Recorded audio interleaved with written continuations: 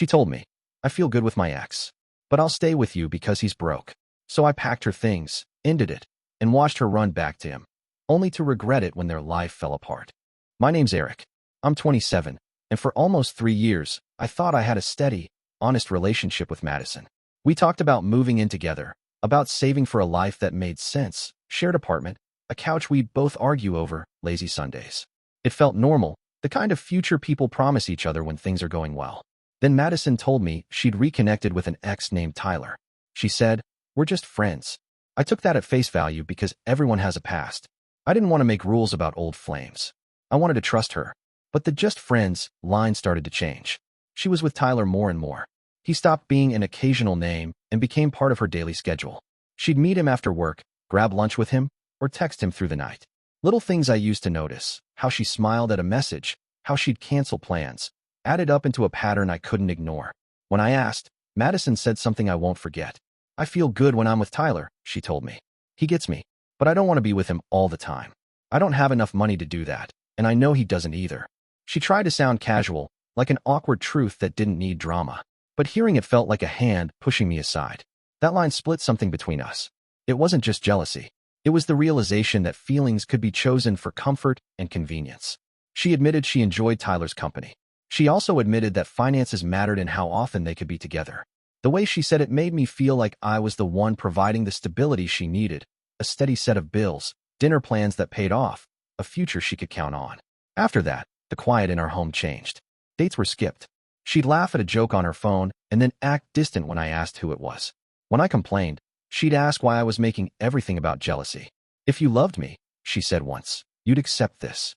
Those words landed heavily. Love, to her, sounded like tolerance. To me, it felt like acceptance of something unfair. One night, I went over with an extra container of pasta, thinking a small surprise would be enough to bridge the gap. Instead, I found her on the couch with Tyler. They weren't touching, but the way she relaxed with him, different from how she was with me, hurt in a new way. I asked what was happening, and she brushed it off. "We're just hanging out," she said, annoyed that I questioned it. That's when something I'd been holding in broke. I told her I felt like a backup, that it seemed she liked the excitement with Tyler and the security with me. I said the truth that had been growing inside me. I didn't want to be someone's plan B. Her response was to insist I was twisting her words, that she loved me and only wanted a future with me. She claimed Tyler was just someone she liked being around. Her answer didn't fix anything. If she could say she loved me and still spend every day with someone else, then what did those words mean? I left that night without saying goodbye. I drove without a destination because I needed space to think. I realized I had to decide whether I would accept being the steady option or walk away from the erosion of what we once were. When I left her apartment that night, I didn't slam doors or yell. I just walked out. Sitting in my car, I let the silence swallow me. I stared at the dashboard and thought, is this what love is supposed to feel like? Because it didn't feel like love anymore. It felt like I was competing in a game I never signed up for. The truth settled slowly.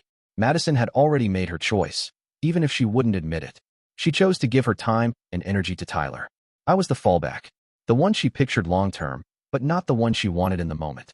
And being the safe choice didn't feel safe at all. It felt hollow. The next day, she texted me like nothing had happened. "Hey, last night was weird. Can we just talk later?" I didn't respond, not out of spite, but because I was tired. Tired of pretending her words didn't sting. Tired of convincing myself I was secure while she gave the best of herself to someone else. When I finally did see her again, it didn't take long for the cracks to show. I asked straight out, "Do you hear yourself when you say these things, Madison? You spend every day with him, and the only reason you're still with me is because I can give you what he can't. You admitted that." Her expression changed. First surprise, then frustration. "You're overreacting," she shot back. "Why can't you let me live my life without questioning me every second?" I felt my patience snap. "Because you're choosing him every day. And the only reason you're keeping me around is because I can provide something he can't. Do you realize how that sounds? Do you know how humiliating that is?" For the first time, she didn't have a quick answer. She froze, like my words finally forced her to see it. But the pause didn't last. She quickly recovered, doubling down instead of admitting anything. "You're twisting everything," she said, her voice sharp but shaky. "I love you, Eric. You're the one I see my future with. Tyler is just someone I like being around. Why is that so hard for you to understand?" It was like she was asking me to ignore reality, to ignore her actions because her words told a different story. She wanted the security of a life with me, but the thrill of being with him. That night, When I left again, I didn't feel angry. I felt clear. I sat in my car, replaying her words over and over.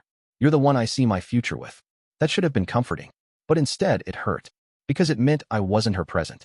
And if I wasn't her present, then what kind of future were we even talking about? By the time I pulled into my driveway, the decision had already formed in my head, even if I hadn't said it out loud yet. I couldn't keep doing this. I couldn't be someone's safe bet. I couldn't live with the idea that love meant sharing space with another man in her heart. This wasn't about jealousy. This was about respect. And respect was missing. That realization stayed with me as I lay awake that night, staring at the ceiling. I had been avoiding the truth for weeks. But now it was right in front of me. If Madison wanted Tyler, she could have him. What she couldn't have was both of us. And for the first time, I started to picture my life without her. After that night, I decided I was done playing the middle ground. I didn't announce it to Madison, and I didn't send her a long message. I just stopped. No calls, no check-ins, no waiting around for her to fit me into her schedule after spending her days with Tyler. The silence was strange at first. My phone buzzed a few times with short texts. Are you okay? We should talk. I read them, but I didn't reply. Not because I wanted to punish her, but because I needed space to breathe. For weeks, I'd been reacting to her, chasing her attention, trying to make sense of her mixed signals. I couldn't do that anymore. 3 days passed before she showed up at my apartment. She didn't knock lightly. She banged until I opened the door. When I did, she looked worn down. Hair pulled up, no makeup, dark circles under her eyes. She stepped inside without waiting for me to invite her. Eric, you can't just disappear on me like that, she said. Her voice wasn't angry, it was desperate. I told you, Tyler is just a friend. You're the one I want. I leaned against the counter, keeping my distance. Madison, you don't get to say you want me while spending every day with him. That's not love. That's hedging your bets. You said yourself, you feel good with him, and I'm just here when you need stability. Do you understand how humiliating that is for me? Her face shifted. For once, there wasn't immediate pushback. Instead, she looked almost cornered. Her lips parted like she wanted to speak, but the words didn't come right away. Finally, she said, I don't know why you're making this such a big deal. Tyler's fun, but he's broke. You and I can actually build a life. That's why I'm with you. Hearing that felt worse than all the nights she'd chosen him over me. It stripped everything down to the truth. I wasn't the man she loved. I was the man who could provide. I let out a bitter laugh. So what am I then? Your retirement plan? Your safety net? She didn't answer. The silence between us was loud. In that moment, something inside me clicked. I didn't need another argument, or another apology, or another round of her saying I was twisting her words. I finally understood that her actions weren't going to change. She wanted both worlds, Tyler for the rush, me for the security. And as long as I allowed it, she would keep both. The rest of that night was short. She tried to sit down, tried to convince me I was overthinking, but I didn't engage. I told her I needed space, and she left, frustrated and teary-eyed, but still convinced she could win me back with time. What she didn't know was that I had already decided. I wasn't going to keep chasing someone who only half chose me. If she wanted Tyler, she could have him. But she wasn't going to have me standing there waiting anymore. That decision was the first time in months I felt any sense of peace. It wasn't easy, but it felt right. Still, I didn't know how quickly things would spiral once I pulled back for good. The days after that conversation felt strange. Madison didn't vanish like I half expected. Instead, she tried harder. She sent me good morning texts, showed up at my place with coffee, and even talked about planning a weekend trip together. On the surface, it looked like an effort. But underneath, I couldn't shake what I already knew. She was still seeing Tyler. Maybe not every single day, but enough. The late replies, the random excuses, the way her mood would shift when her phone buzzed. It all told me she hadn't let him go. It felt like she was trying to balance two lives, hoping neither would collapse. The truth came out sooner than I thought. One Saturday, I was downtown grabbing lunch with a buddy. He nudged me, pointing across the street. Isn't that Madison? I looked up, and there she was. Not with girlfriends, not running errands. She was with Tyler. They were laughing, walking close, and she had her arm looped through his like they were still a couple. I didn't feel a burst of anger. I didn't feel like shouting or marching across the street. What I felt was finality, a quiet certainty that I was done. That night, I sent her a short text. We need to talk. Tomorrow. She replied almost instantly. Okay, what time? Probably thinking I wanted to work things out. When she came over the next day, I had already packed a box with her things, her sweaters, books, the little items she'd left at my apartment over time. When she walked in, her eyes landed on the box. What's this? She asked. I didn't drag it out. It's over, Madison. I saw you with Tyler yesterday. I've been patient. I've been forgiving, but I can't live like this anymore. You don't get to have both of us. Her face went pale. Then she broke down. The tears came fast, loud, dramatic, like the room itself was pulling the sound out of her. Eric, please, don't do this. You don't understand. Tyler isn't you. He can't give me what you do. He's just a part of me I can't let go of. I shook my head. If you can't let go of him, then you never really chose me.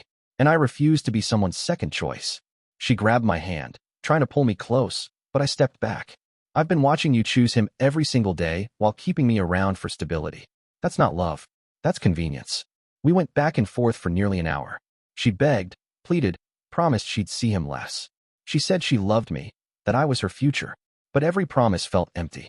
If I accepted her words now, I'd just be stepping back into the same cycle. Finally, she wiped her face, grabbed the box of her things, and walked out. The sound of the door closing behind her wasn't loud or dramatic. It was just final. I stood in the quiet afterward, looking at the space where her stuff had been, and felt a mix of relief and sadness. 3 years together, and it had come down to this. But even through the heaviness, one thought kept me steady.